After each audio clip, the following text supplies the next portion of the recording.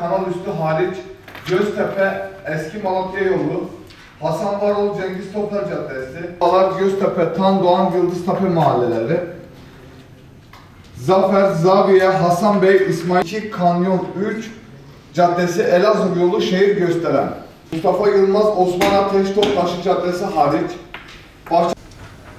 Salköprü, Sancaktar, Saray, Sarıcıoğlu, Selçuklu, Şıkşık, Şifa, Uçbağlar, Göztepe, Tan Doğan, Yıldıztepe mahalleleri, Zafer, Zaviye, Hasan Bey, İsmet Paşa, Temelli, Üniversite, Bulgurlu, Bahçebaşı, Çevre Yolu, Kanyon 2, Kanyon 3, Caddesi Elazığ yolu şehir gösteren.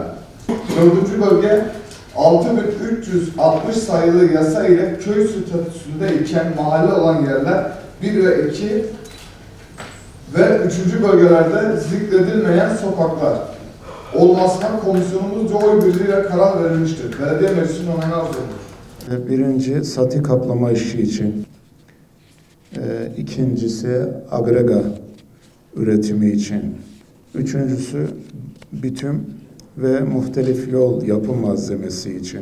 7. gündem maddemiz yaya, kilit taşı, taş duvar yapım işi için İller Bankası'nda kredinin kullanılması için belediye başkanına yetki verilmesi.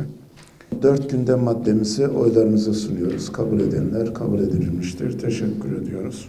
1 Şubat 2024 Perşembe günü inşallah tekrar meclis toplantımızı gerçekleştirmek üzere gündem maddelerimizi bitirmiş olduk.